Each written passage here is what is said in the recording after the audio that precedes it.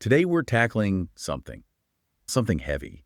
It's an intellectual deep dive that is, frankly, essential and, unfortunately, still critically relevant. It really is. We're going to be looking at the intersection of a forgery, an ideology, and ultimately a mass atrocity. Exactly. We are cracking open the context, the architecture, and the devastating implication of one single crucial work of scholarship, Norman Cohn's landmark book. Okay, let's unpack this. Our focus is Warrant for Genocide, the myth of the Jewish world conspiracy and the protocols of the Elders of Zion. And that title alone, it's not just a summary, it's a thesis statement. Like a roadmap, a precisely engineered roadmap to one of the darkest intellectual histories of the modern era. Cohn connects an enduring historical fiction, this global conspiracy theory, directly to the horrific historical reality of genocide. And that connection is everything. It's the core of his argument. So our mission today is to really get inside that ideological engine that Cohn exposes. We need to dissect why every single word in that title and subtitle was chosen, because it outlines the precise mechanism. The mechanism by which an idea, an intangible idea, evolves into very tangible, very brutal political violence. It's a foundational study. Yeah. It's about how specific, weaponized information can provide what he calls an authorization for the ultimate crime against humanity. That word authorization, that framework, that's exactly where we have to start. Cohn is arguing that genocide rarely just happens spontaneously. No. It's preceded by this meticulous, almost intellectual process of justification. So the core premise we are investigating is how a piece of literary fraud, a complete lie, how it became perceived by millions of people as a genuine authorization, a warrant to exterminate an entire population. And that's the central question, isn't it? How does an abstract myth become a concrete warrant? That relationship is what we need to trace. So we have to start with the artifact itself, the thing at the center of the subtitle that Cohn spent so much time dissecting, the protocols of the Elders of Zion. So let's start at the very beginning of this fabrication. The protocols of the Elders of Zion is right there in the subtitle. It's the tangible text Cohn is investigating. It's the piece of evidence, the material piece. It's the smoking gun, if you will, for a crime that never even happened. And what's important to remember is how Cohn treats this document. It's not just some historical curiosity. No, he sees it as an active, destructive political agent. It has agency. So if we treat this like a forensic investigation, what kind of document is this really? And why is its title alone so potent that it requires this massive scholarly dissection that Cohn performed? That's the question. Why did this specific text succeed where so many other anti-Semitic tracts just faded away? The document is so crucial because it served as the alleged proof.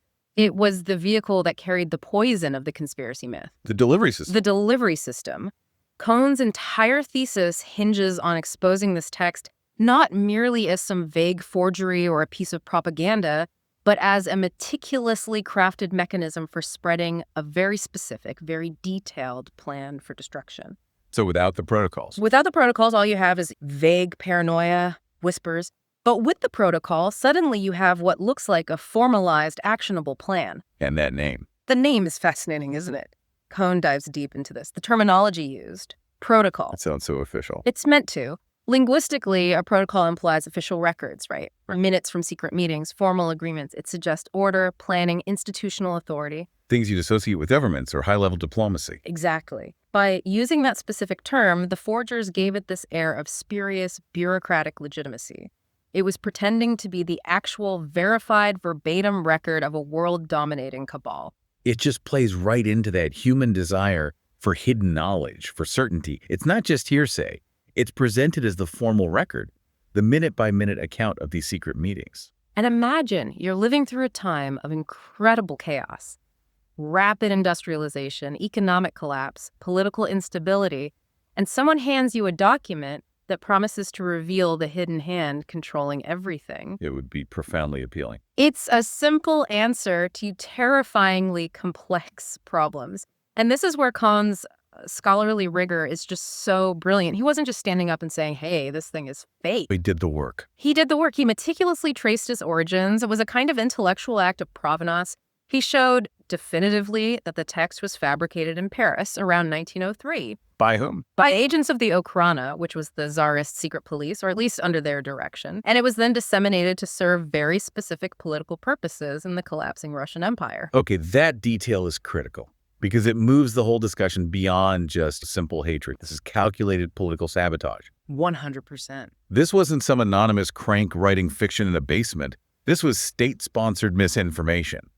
It was designed to deflect revolutionary fervor and blame the government's failures on a convenient scapegoat. Exactly. But Cohn's deep dive reveals an even more insidious layer of intellectual fraud. It gets even worse. How so? The protocols weren't even original. It wasn't even original malicious fiction. They were largely plagiarized. Plagiarized. From what? Cohn details how huge sections of the protocols were lifted, almost word for word, from an 1864 French political satire. It was a book by Maurice Joly called Dialogue in Hell Between Machiavelli and Montesquieu. Wait, a satire. A political satire. Joly's work was a critique of the tyranny of Napoleon III. It had zero anti-Semitic content. None. It was simply the character of Machiavelli outlining a cynical plan for achieving world domination. So they just took this script about a generic tyrant? Well, they just swapped in a different villain. They did a find and replace, essentially. The elders of Zion were swapped in to replace the figure of the authoritarian emperor. If it's fundamentally just a recycled political critique, basically a copy-paste job with a new target, why wasn't that obvious to people? Why did it take a scholar like Cohn decades later to really cement this debunking in the public consciousness? That is the million-dollar question. And there are a couple of reasons. First, the initial dissemination was slow. It was often controlled by groups who had no interest in fact-checking, like the elements within the Tsarist military. They wanted to believe it. Second, and this is really Cohn's core insight, the power of the protocols isn't in its originality. It's in its adaptability and its incredible systemic detail. What do you mean by that? The text claims to unveil the hidden machinations behind everything: politics, finance, culture, all over the world.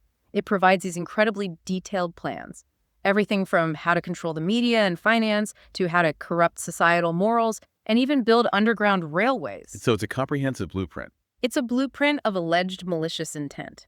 And this blueprint allowed believers to map every subsequent global crisis back to the document's predictions. So it becomes a self-fulfilling prophecy. Precisely. World War I breaks out. Adherents say, look, the protocols predicted this. A stock market crashes. They point right back to the text. That specific pseudo-bureaucratic language, the alleged formality of the protocols, it made the lie self-reinforcing. It provided tangible proof to fuel an intangible paranoia. That's it. So the document's structure and its sheer pretension to detail made it incredibly resilient to debunking. It was a preloaded explanation for everything. It gave the myth a structure, and it gave it teeth. And that myth, as the subtitle makes so clear, is the myth of a world conspiracy. All right, so that brings us from the specific artifact, the forgery, to the sprawling idea it was meant to reinforce, the myth of the Jewish world conspiracy. Yeah. That phrase is just massive.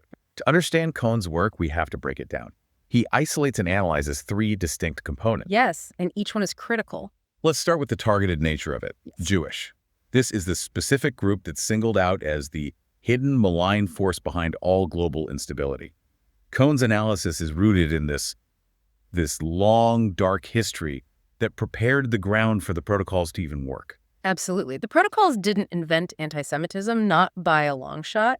But what Cohn shows is that they provided it with a modern globalist narrative. He spends a lot of time tracing the lineage of this hatred. The protocols are really just the final systematized evolution of centuries of other anti-Jewish conspiracy theories. Like what? You have the infamous blood libel, the medieval accusation of well poisoning during the plagues, the myth that Jewish financiers secretly controlled the world's gold supply.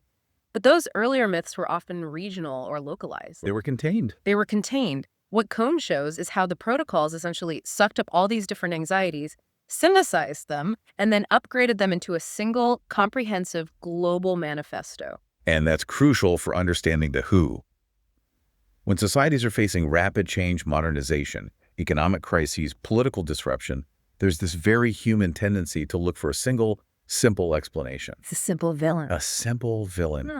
And singling out a specific group with a long history of being seen as the other, and then pinning every historical misfortune on that group, it just simplifies a chaotic world. It does. Cohn documents this centuries-long process of myth-building that allowed the Jewish people to be slotted into this role of the ultimate, relentless global antagonist. It's a horrifying process. It is, and that brings us to the astonishing scope of the claim, world conspiracy. This isn't just about local prejudice. It's not a regional plot. No, the scale is everything. The claim is that this is a global, coordinated, organized effort. And the goal is universal, total domination, economic, political, moral. The sheer magnitude of that claim explains the depth of the existential fear and paranoia it generated. That scale is absolutely essential to the myth's destructive power. Think about it. If the conspiracy were only local, let's say controlling the newspapers in London, it wouldn't warrant the kind of ultimate reaction we see later. It wouldn't justify genocide? Exactly.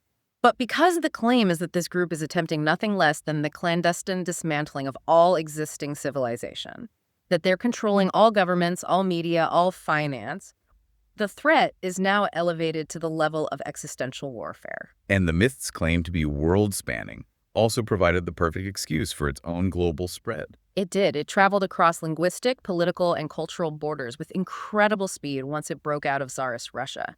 Cohn tracks this globalization meticulously. Where did it go first? It arrived in Germany right after the Russian Revolution, capitalizing on the political chaos of the Weimar Republic. It got translated into dozens of languages and was popularized globally by some major figures. Well, for example, Cohn details the immense impact of its circulation right here in America by the industrialist Henry Ford. The Henry Ford. The Henry Ford. He published excerpts in his newspaper, the Dearborn Independent, in the 1920s. That gave this forgery enormous reach and a veneer of capitalist respectability. Wow. So here's where it gets really interesting.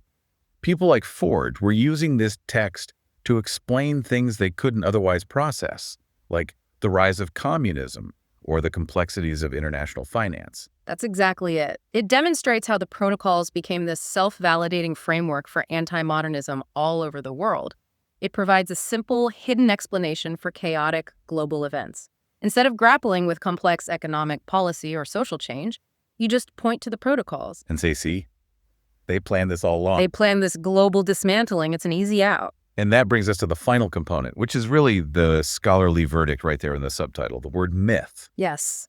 Cohn is emphasizing that this entire narrative is fundamentally false. It's a manufactured story, a deep-seated delusion, no matter how many millions of people accepted it as reality. And his use of myth here is very precise. He isn't using it in the sense of a foundational cultural story like the myths of ancient Greece. No, it's not a positive term here. Not at all. He uses it to mean a deeply held, collectively believed delusion that operates as a kind of pseudo-historical explanation for reality.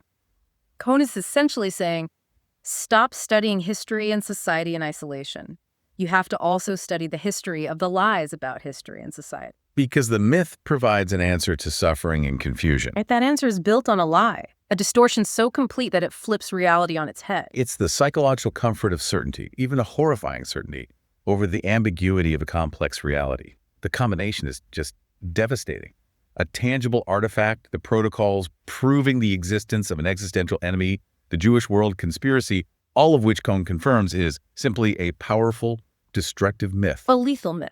But to understand why this investigation matters so much, we have to look at the man who dared to call this dangerous lie exactly what it was. Before we get to the catastrophic conclusion of this story, we really need to spend some time on the scholar himself, Norman Cohn. He wasn't just a historian. He was more like an intellectual forensic investigator. That's a great way to put it. His work required this immense personal and intellectual commitment to the truth. When you're tackling a subject that is this toxic, this persistent, you need a level of intellectual rigor that can withstand scrutiny, not just from other historians, but from the actual believers of the conspiracy. Oh, absolutely. The people who have a vested interest in the document's authenticity, and Cohn's work provides that authority. He approached the protocols not with moral outrage, though that was certainly justified, Of course. but with this methodical, evidence-based skepticism. And that intellectual rigor was so essential because the myth often hid behind all these layers of alleged historical proof. Cohn had to systematically debunk every single false claim of where it came from, every fabricated endorsement, every supposed fulfillment of the protocol's predictions. What did that rigor actually look like? It was a true masterclass in forensic history. It involved tracking paper trails across continents, analyzing linguistic evidence to prove the plagiarism we talked about, For instance, he detailed the exact moment Jolly's 1864 text was corrupted and transformed into the anti-Semitic document in the early 1900s. Wow. He showed that the people who were defending the protocols in court, and there were famous trials like the Bern trials in Switzerland in the 1930s, that they were all relying on fraudulent, contradictory, and politically motivated evidence. Cohn was, in effect, cross-examining generations of deceivers. That depth of analysis really helps us understand that fighting misinformation isn't just about saying, no, you're wrong. No, it's not enough. You have to understand why the lie works and how it was constructed in the first place. Absolutely. And this brings us to the timing of the work. The original publication date is 1967. This places the book firmly in the post-Holocaust era, almost 2 decades after the full scale of the genocide was really understood. And the significance of that date, 1967, it's profound. Cohn is looking back after the ultimate execution of the warrant had already happened, and he's asking this devastating question. Where did the authorization come from? Yes. Where was the intellectual groundwork laid? How did the perpetrators manage to justify their actions, not just as hate, but as necessary self-preservation? It suggests that Cohn was deeply motivated to document the ideological architecture that enabled the Holocaust. He wanted to make it impossible for anyone to dismiss this myth as just some fringe belief. The historical fact of the genocide gives absolute urgency to the scholarly debunking of the myth. It has to. Cohn is trying to show that the ideology of the protocols was a necessary precondition for the administrative reality of the genocide. It wasn't just anti-Semitism. It was systematized, globalized, and authorized anti-Semitism. And then we see the updated edition, 2005. That gap of nearly 40 years, requiring a re-release or a revised edition, that tells us something deeply unsettling, doesn't it? It does. If the forgery had been definitively proven back in 1967, why the need for a 2005 update? It implies that the myth isn't some historical relic locked away in a museum. It's continually resurfacing, it's mutating, and it requires renewed scholarly rebuttal in new mediums, in new cultural contexts. On the internet. The internet. By 2005, the world was wrestling with the internet age, where misinformation could spread globally at speeds that were just unprecedented, bypassing all the traditional gatekeepers of media and academia. So the reissue signals Cohn's continued relevance. It does. His analysis of you could call it the grammar of global hate speech. The idea that a powerful hidden cabal controls the world and must be eliminated. That grammar remains critically relevant because it's just adopted by new conspiracy theories. Targeting different groups, but using the same structure. Using the exact same structural lie that was perfected by the protocols. It really highlights the courage inherent in taking on a subject like this across decades. Cohn is tracing the lineage of hate and deception, enduring the sheer repulsive nature of this material, because the stakes were just too hot to ignore. He understood that debunking requires not just proof, but tracing the catastrophic chain of consequences. And that chain brings us, inevitably, to the ultimate reason why this lie needed to be debunked with such precision. We have to move from the myth, the intellectual fraud, to the warrant, the policy implementation. This is the moment. This is where Cohn's book shifts from being intellectual history to being a moral warning. He doesn't call his book The History of the Protocols. No, he's very direct. He calls it Warrant for Genocide. This is his entire thesis distilled into 3 terrifying words. And that transition from myth to warrant, that's the central, shocking claim of the entire book. Cohn is asserting direct causality.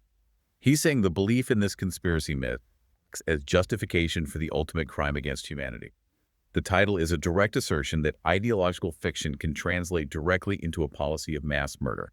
We have to really analyze that word, warrant. In legal terms, a warrant is an authorization, right? It's a document granting permission by a higher authority to perform an action, often a forceful or intrusive one. A search warrant and arrest warrant. Exactly. Cohn argues the conspiracy narrative provides the moral and intellectual permission, the authorization for mass murder. It's an ideological pass. And that completely reframes the actions of the perpetrators. Completely. If you merely hate a group, that's simple prejudice. It's bigotry. But if you genuinely believe, as laid out in the protocols, that this group is secretly plotting your complete economic, political, and even moral annihilation, then destroying them first doesn't feel like aggression. it's automatically reframed as necessary, defensive, justifiable, preemptive warfare. The warrant transforms persecution into a perceived act of preservation for your own civilization. That is the terrifying mechanism of justification. The myth weaponizes the feeling of victimization. It convinces the aggressor that they are, in fact, the defensive party, just acting to neutralize an existential threat. The lie removes all moral constraints because it frames the conflict as purely existential. It's us versus them, and only one side can survive. And once that target group is identified as this hyper-competent, ruthless, global, power-plotting universal dominance, any defensive measure, no matter how extreme, becomes authorized. It becomes logical. So let's talk about the specific contents of the protocols that were so effective in granting this warrant. How does a text provide that level of political authorization? It works by providing systematic, actionable fears that demand a systematic, total response. The protocols detail these alleged plans to control currency, corrupt the non-Jewish press, establish anarchy to seize control, replace traditional education with propaganda, and deliberately ruin the non-Jewish economies. It's a comprehensive battle plan. It is. And when Nazi ideology adopted the protocols wholesale, they didn't treat it as some historical curiosity. They treated it as a detailed enemy battle plan they had captured. So they took it literally. Utterly literally. Joseph Goebbels, the minister of propaganda, made sure vast quantities of the book were published and distributed. He essentially used the protocols as a policy document. The alleged plans within the protocols were used to justify parallel Nazi policies. For example, If the enemy is planning to corrupt the media, then we must seize control of the media. If they are planning economic ruin, then we must remove them from the economy entirely. The final solution itself was presented internally not as genocide, but as the only logical response to the global existential threat detailed in the protocols. that connection from a literary forgery to a perceived enemy policy manual is the horrific intellectual leap that Cohn documents. And he shows how the text enabled two crucial psychological shifts among its believers. The first shift is complete dehumanization. By painting the alleged conspirators as superhumanly evil, relentlessly plotting and operating without any human moral constraints, the text effectively removed their status as people. They weren't human anymore. They became a malign, global, anti-human force. And once that level of dehumanization is achieved, moral empathy collapses. Violence just becomes procedural, an administrative task. And the second shift. The second shift is intellectual systematization. It provided this comprehensive, ready-made worldview where every single misfortune, a peace treaty, a war, a cultural shift, an economic downturn, was simply more evidence confirming the original premise detailed in the forgery. So it's a closed loop. It's a completely closed loop. This systematization makes the belief robust and resistant to any factual counter-evidence because every counter-argument is just seen as part of the conspiracy's plan to deceive you. It's unfalsifiable. Totally. Cohn showed that the warrant isn't just a sudden burst of hatred. It's a carefully constructed ideological fortress. If we connect this to the bigger picture, Cohn's warrant for genocide is arguing that ideas are far from harmless. They possess this catastrophic agency when they are meticulously crafted, as the protocols were, to authorize systemic violence. And the genocide isn't a spontaneous outbreak of violence. It is the brutal execution of a political and ideological warrant that has been carefully prepared and issued through decades of ideological dissemination. It gives the perpetrators a chilling sense of necessity. And that is why this knowledge is so crucial for you, the listener. It helps us understand the pathway to extreme violence. Cohn shows that it rarely begins with overt calls for murder. No, it starts much earlier. It starts with these complex, systematized intellectual justifications, the warrants that make the violence seem necessary, rational, and defensively motivated to the people carrying it out. It teaches us to look past the symptoms of violence and analyze the root justification. It's just deeply sobering to realize that one of history's most profound tragedies was justified in the minds of the state actors and millions of believers by a piece of absolute, proven literary fraud. A fraud that was originally intended as a political smear against Napoleon III. The power of that lie, as documented by Cohn, is almost incomprehensible in its destructive capacity. It is. Cohn shows that the actual historical crime of genocide was preceded by the intellectual crime of the protocols. And understanding the anatomy of that lie is critical to preventing the issuance of the next warrant, regardless of which group is targeted or what form the modern protocol takes. So let's bring this all back to the core structure of Cohn's argument, which is laid out so perfectly in the title. Okay. We analyze the artifact, the protocols of the Elders of Zion, a document of proven literary fraud that propagates a foundational, false narrative. The myth of a Jewish world conspiracy. And Cohn demonstrates, step by horrifying step, that this myth, in turn, served as the ultimate warrant, the ideological authorization for the historical reality of genocide. The enduring value of Warrant for Genocide is so clear when you put it like that. It's a roadmap. It's a guide for identifying and counteracting dangerous, systemic misinformation that targets specific groups. And it shows it's not enough to just dismiss conspiracy theories as foolish or silly. No, you can't. We have to analyze their structure, their history, and their undeniable capacity for authorizing, justifying, and encouraging real-world violence. So what does this all mean for us today? It means that the foundational mechanisms Cohn identified back in 1967 are still very much operative. They are.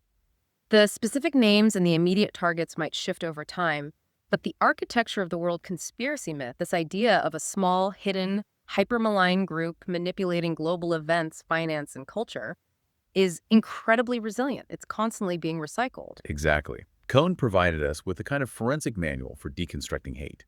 We've explored this terrifying connection between a 19th century forgery and 20th century mass murder. And the central takeaway, I think, is that intellectual inquiry, the kind of deep work that Cohn did, remains absolutely essential in dismantling the justifications for hate. Because when ideas are used to authorize violence, the scholarly pursuit of truth becomes a profound moral and political imperative. And it invites you to consider the persistence of this foundational conspiracy grammar today, even when it's completely divorced from the specific text of the protocols. Think about how the structure of the world conspiracy still dictates so much political and social dialogue, providing this automatic justification for hostility and division against new groups. That's the real challenge. When you hear claims of a small, omnipotent, and fundamentally evil cabal pulling the strings of global events, you are hearing the echo of the protocols. Which means the investigation into the mechanics of the lie is never truly over.